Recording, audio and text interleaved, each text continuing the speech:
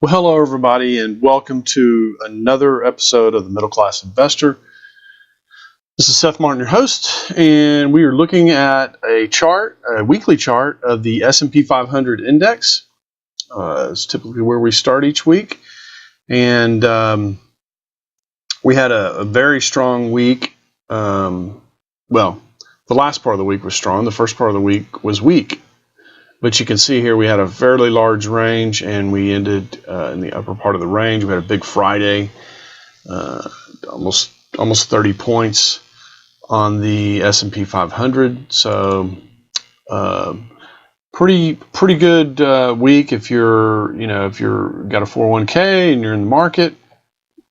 You might notice I've got a new drawing up here, and the reason is because I am trying to speculate as to what is happening in the market. And since we've, you can't really tell here, but we made a new high, this can no longer be, like a 1, 2, 1, 2 kind of thing, or even a 1 and a 2. So it's got to be something different. In short, just to summarize quickly, the whole thing could be an A, B, C, 4. I'm having a hard time drawing a 4 there. In which case, 5 would be up here somewhere, like so. And that's possible. The other possibility, and it's hard to say which one's more probable. I mean, it all depends on, how close you think we are to the end of this bull market. I mean, if you think we're very close, then this is probably the thing that you're going to lean towards. If you think the bull market's got another year or so, then it's probably this expanding triangle scenario. Where we're going to go a little higher here, and then down in some sort of E that would take us all the way down to here, and then a 5 up to new highs. So we got two good scenarios for being long the market. I suppose the second one is better, just because if the market does pull down into this area, this would be a great buying area, right? Whereas right now, if you're in the market, okay, yeah, it's going to go a little higher, maybe get up into this 3,200 area, but then we're going to be looking for a pull down to here. So either way, we're coming down to here. It's just a question of are we going up here first and then down to here? Or are we coming down here first and then rallying in a new 5? So the answer is I don't know. There's no way to know. That's the nature of the market. The good thing about this Elliott wave process, it just gives you a context from which to view the market. So it's not a predictive. It doesn't really help you predict because things could change. I mean, the market could go here and then just crash. That could happen. Or it could come down to here and rally. So there's a lot of things, but we just want to have, some idea of the context. And I think, there's a pretty good chance this was 3 and that 4 will end somewhere over here and that 5 will end up here somewhere, which would end this whole move from the 2009 low. Let's just go back. I don't even know if 10 years, 10 years almost doesn't do it. So let's look at 20 and then we'll zoom in. So here's the 2009 low right here. And you can see, this could be, I'll tell you what, let me zoom back out and do it like this, because this will work better. Well, maybe it'll work better. Okay, so you can see here, this is this is likely 1, and then you got this flat for 2. Now here's the interesting thing. Normally you get what Elliott Wave called alternation. So this is even though this looks like a simple 2, so there's 2, there's 1. This is classified as a complex, a flat. So the fact that we have a flat here, so complex, and it looks like 3 could have ended here, and this is 4, and this is 5, but obviously this is not shaping up to be a 5. So it looks like 3 maybe extends all the way to here, which 3 is always the longest, so it's not unusual for a 3 to be this long. And then 4 would end, somewhere like right here, and then 5 would end up here somewhere. Okay, so 4 down to here, and then 5 up. Now, what I started to talk about is the fact that this is a flat, which is complex. Normally you don't have 2 complex. 2 and 4 usually alternate. If you get a complex in the wave 2 position, then you get a simple in the wave 4 position. I don't know. That speaks to potentially this 5 ending in here. But then when you look at this, you've got another flat. So I don't know. I mean, normally these things, like if that's 4, A, B, C, 4, that's a flat. So a flat and a flat usually don't occur. So we'll just have to wait and see how this market's gonna shape up.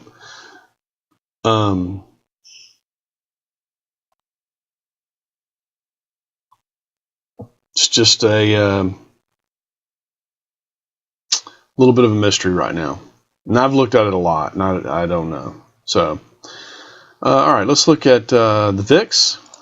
The VIX is very low, lower than it's been in a while, and that speaks to some sort of pullback. Even though, what's interesting here is, even though we had an up week, and I'll go back and look at the S&P 500 again, the VIX was down slightly. So that's interesting. Now that's because we had a big sell-off early in the week. But if you go back to the S&P 500, which is right there, see we entered. Well, I don't know. Is that down? Is that red? I guess that is red. That's a month. No wonder I'm confused. Let me go back to a 5-year. So the S&P 500 was up for the week. Now let's go back to the VIX and see what it was. See if it was up for the up or down for the week. Okay, slightly up. Okay. Well, that makes sense then. So they jibe with one another. I thought there was some sort of divergence there that we needed to point out. All right, let's go look at the Treasury, 13-week Treasury. We're still in this sideways pattern. Been there for a long time. I mean, look at this. Since November of last year, we've been in this sideways pattern. I mean, it's even gone further than when I drew it originally. So I think that's kind of interesting. All right, let's look at the 10-year yield. The 10-year yield could have bottomed. I mean, this could be the bottom here in some sort of wave 2.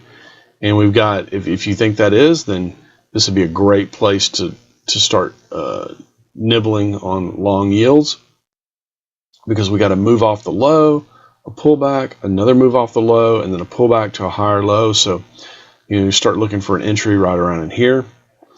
I'm pretty sure I'm going to be doing that. So if you want to join along, then fantastic. Germany, breaking out of this pattern. We pointed that out last week. Japan, maybe if I drew the pattern differently, it could be breaking out. It's hard to say. It's weird though. These all look like counter trend moves. So this looks like, a 4 or a, some sort of ABC. So that would portend, higher prices, and that's the United Kingdom. All right, let's switch over to the Thinkorswim charts, and let's look at the Euro US dollar. We got the Euro US dollar up, and we talked last week about how this was pulling back and it looked like a potentially an entry. We still don't have that entry technically yet. You can see here we rallied up, and then now we're pulling back, but we still don't have a close above this bar, above the range of this bar. So technically you wouldn't have entered this yet, and it may be a good thing because it may end up pulling back and making a lower low. So you got to have some sort of system, and sometimes you'll miss these. I mean, if it could be that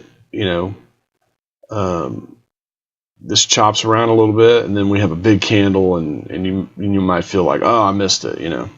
That happens sometimes. So you just got to take the good with the bad, and keep trying to enter trades. All right, here's oil. We talked about oil potentially moving down into this space on this triangle, and so far it's looking like that's going to happen. Sometimes what I'll do is I'll go to a 4-hour chart, and then I'll look at my MACD, and you can see here that we did in fact break through here, headed down, and now we're breaking through again. So usually the 4-hour MACD, that's the 2-line MACD, the 12-26-9.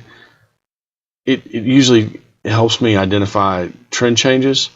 So it's quite possible that this is some sort of trend change. Now, if it is, it's possible too to get a counter trend rally here. We've got one kind of going right here.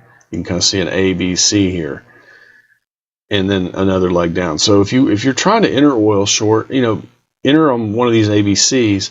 And a good way to do it while we're here is just put a channel around the lows. So grab the lows and then come up to the highs. And when this breaks out of this channel, that's your entry signal. Or it could be, here's the high bar, and if you get a close below the high bar, that's your entry. But these are great places to enter when you've got some sort of counter trend rally.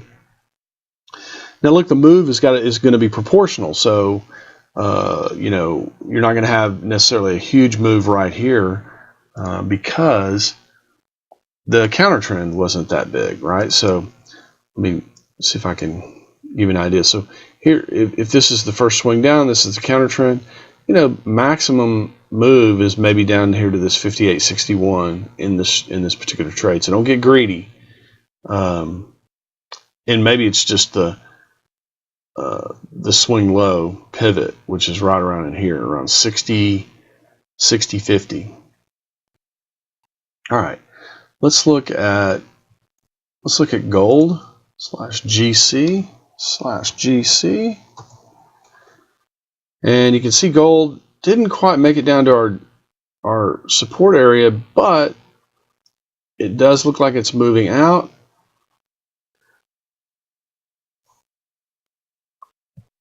And if you wanted to get it on a pullback, you could get it onto a pullback maybe into this 1275 area, 1274, and then go long. But gold looks, let's go back to a weekly. Gold looks pretty, looks like maybe it's this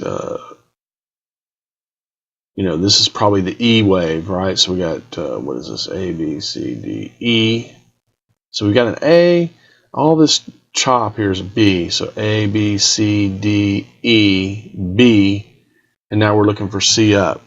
So we still got this is still a good entry according to the weekly chart. You're still within the entry signal range. So somewhere above this bar right here would be an entry signal for gold.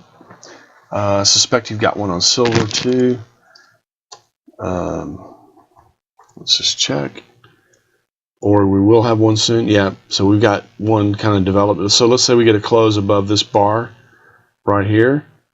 sometime during this week or at the end of this week, then silver might be a good place to enter as well and trade up quite high, probably off of this pivot here. So maybe around to $18 or so. So that's another good one. Now, what I want to show you, the reason, let me go back to the profit charts and let me go back to the S&P 500.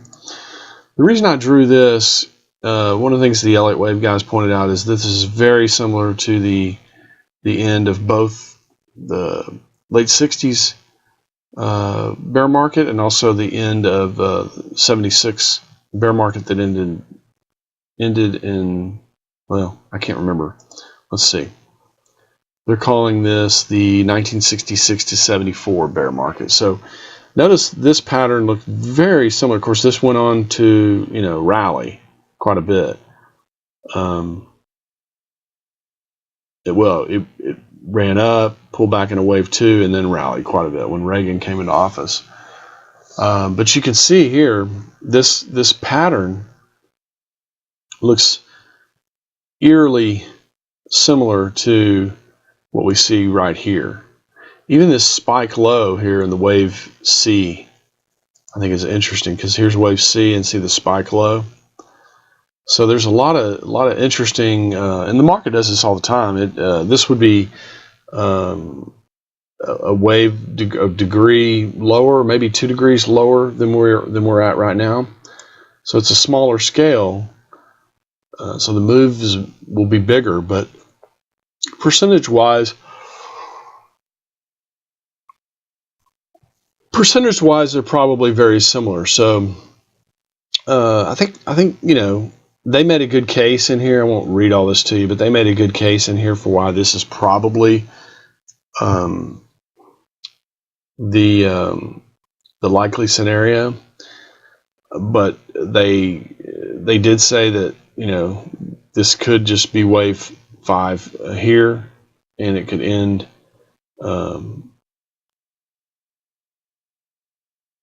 soon. This could be wave 5 in our drawing. Let's get it right here, and this could end after a move, say up into 3100 or 3200. But maybe the more likely scenario is this expanding triangle, even though the expanding triangle is kind of rare. What else can we say about that? I don't know. There's not too much more to say about that. I just, me personally, I've been trading Forex more, just because it's hard for me to get in the market when I feel like it's this high and when it's this close to a turn. So probably what I'll do is if it does turn and find support down here, I'll probably enter the market. But I don't want to enter right here because we could literally get a spike high and then sell off, and I just don't want to be. I don't want to be in a place where my loss could turn that quickly on me. Okay. If you wait until you're down here, you're going to get a loss if it goes to here, but it's not likely to go much lower. And then if it does, you can sell. But here you're long and you're trading for some target, and the likelihood is maybe one day it opens up, touches that line, and then rolls over and comes down. So remember, this is all about. It's not about so much predicting. It's more about what's the probability. Given that the market has done this over the last several months, what's the probability that it does that even more? Well, just look at the chart. When you have a move, probability is that you get a sell-off. You get a move, you get a sell-off. You get a move, you get some sort of sell-off. So you get a move, you get a sell-off. So you get a move, you get a sell-off. It's not likely, it's not probable that we move another, that this is only half the move. This is likely 90%, 95% of the move. So it doesn't make any sense to go long here. All right. I guess that's it for the week. I really don't have anything else to say. I think the Fed is just kind of sitting on their hands. And the market news came out the other day and said, oh, the market's upset because the Fed, didn't cut or held rates firm or whatever. of course, what you noticed about that is it just turned back around, and it really in the overall scheme of things, it had almost no impact on the market. So if we go look at the ES, for example, let's look at a 4 hour. Okay, so let's look at a day. So this was Friday right here. So you can see, what was it, the day? But no, it was the 2 days before. The Fed was going to hold interest rates steady. Well, it went all the way down here and found support, and then look, we rallied back up almost to where we were. So, the Fed can have a daily, an intraday effect on the market.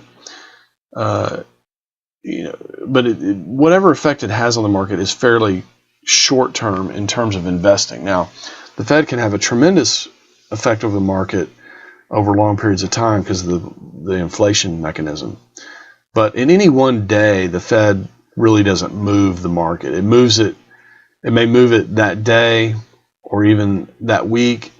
But if the trend is to be completed, the trend is going to be completed. It doesn't matter what the Fed does. So, and the other thing I've noticed is when you have one of these really sharp moves in a day, there's usually not much to them.